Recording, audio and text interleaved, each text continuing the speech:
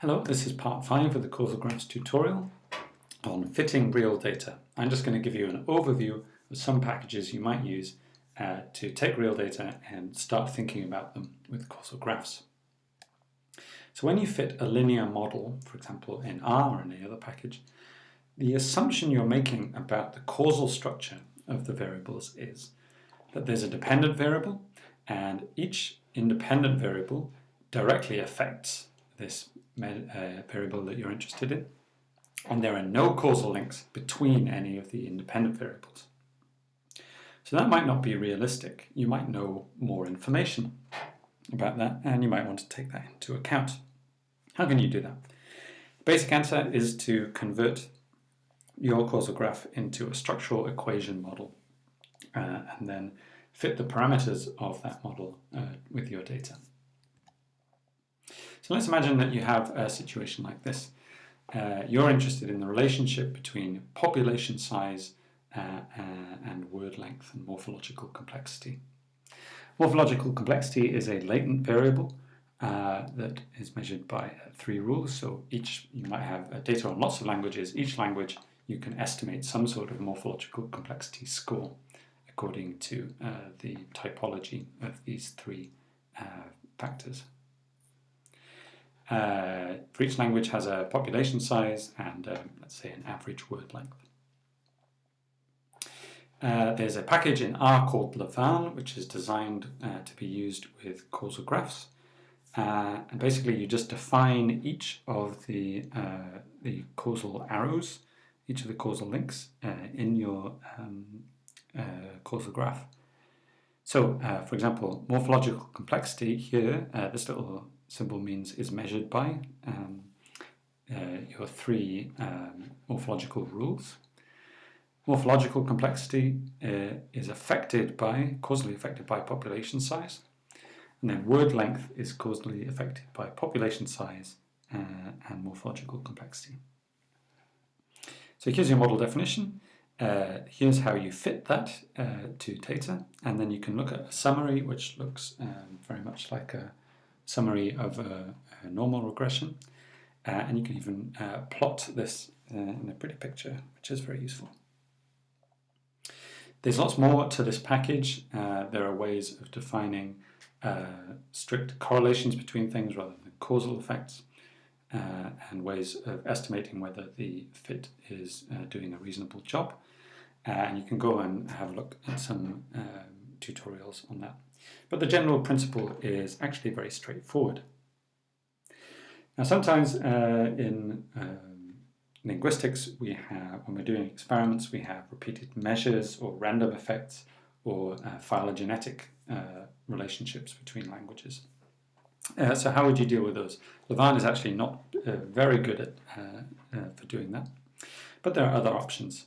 So for example, there's a package BRMS, which is a general purpose regression package, and you can do almost anything in this package. So for example, you can define 3 models, and here you have morphological complexity predicted by these 3 rules and so on. You can do things like include random effects in the model, or you could, for example, say word length, you want to estimate this model with a Poisson distribution instead of a normal distribution.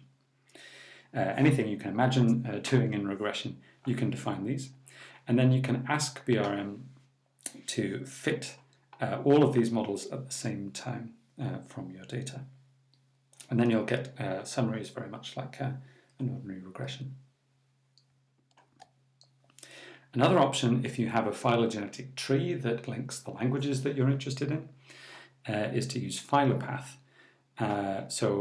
Here's the syntax, very much the same. You define a model which is made up of several causal links, and then you fit that model given your data and given a phylogenetic tree of the relationships between them, and also given a particular model of evolution. So there are several different models to choose from, and you can also pass in several different causal structures, and it will test the different causal structures against each other. And there are also tutorials that show you how to very nicely take very many different causal structures, test them all against each other, and visualize those tests. So those are three packages that can get you started using causal graphs fitting to real data. And the hope is that then you can start looking at very large networks of relationships between variables. So let's say you don't necessarily know what the structure of the world is. This is what you suspect it might be, but if you have, let's say, 30 variables, it would be very hard to be sure of what each one is. What can you do then? Well, there are some methods for inferring causal graphs directly from data. One of those is the PC algorithm, and I'm just going to go over how it works. Here's some text about how it works, but I'm just going to show you intuitively with pictures. So let's say you have these 6 variables, and you want to work out what is the most likely causal graph between them. You start off by assuming that everything is causally related to everything else. Then what you do is you pick an edge, and you do some tests to ask, are these variables statistically independent? So let's say these 2 variables, you just test, is there a correlation between them? If there's not a significant correlation, then you can remove that edge. So the idea is if these things were causally related, then there would be a correlation between them. So you do that.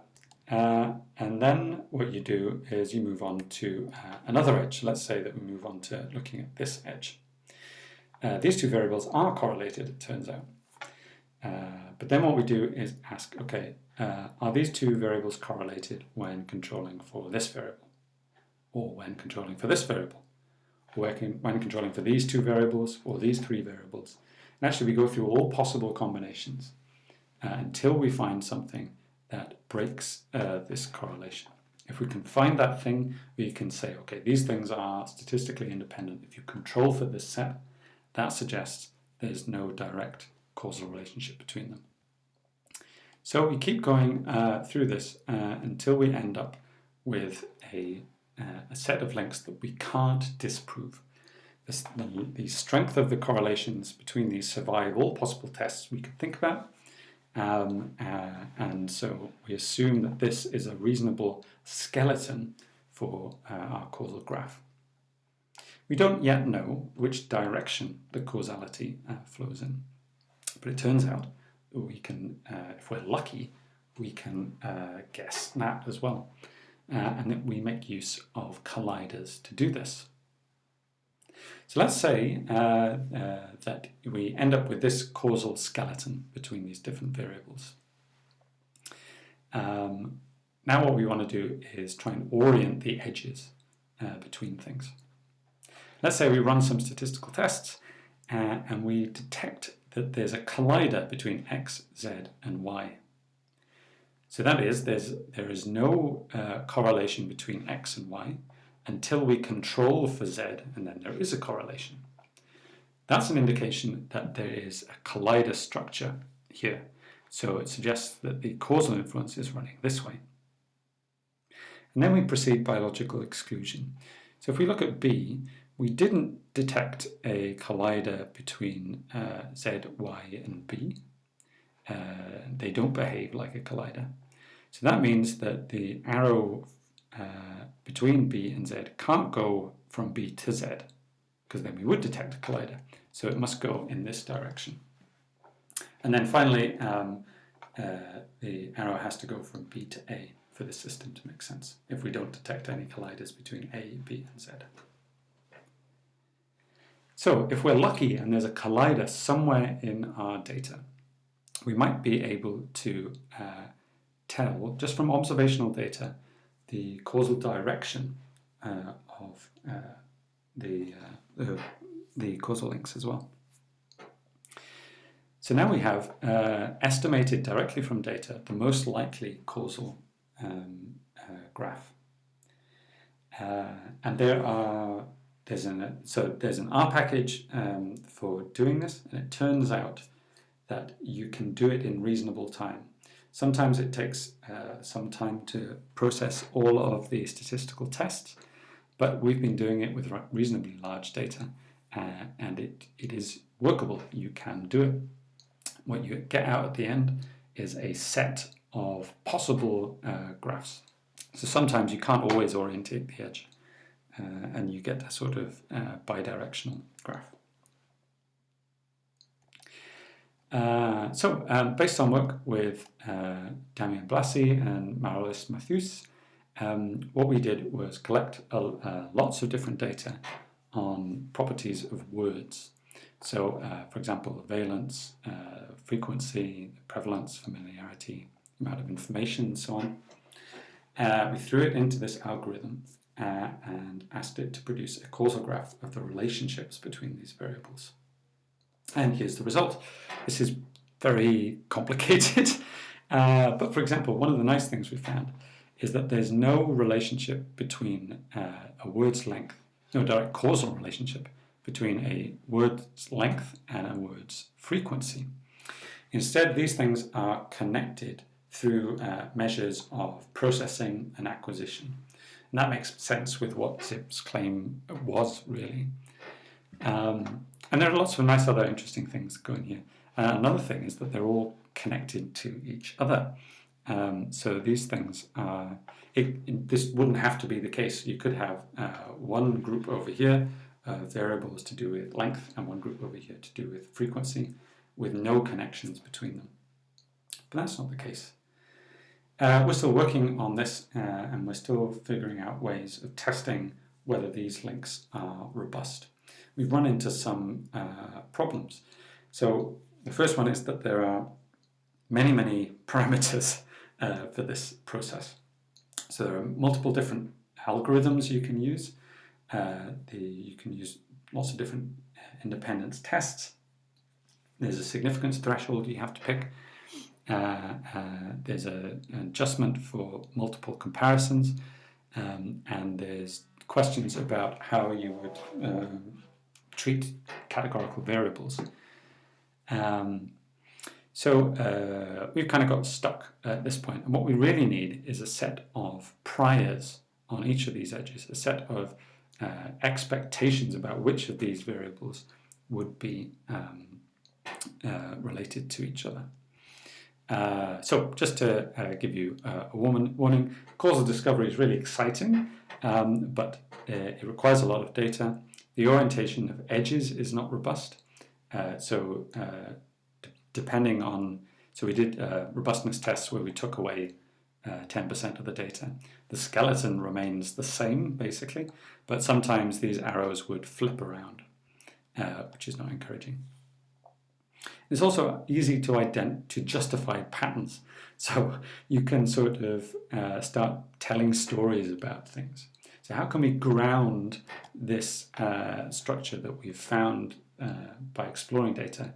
How can we ground that in things that we already know?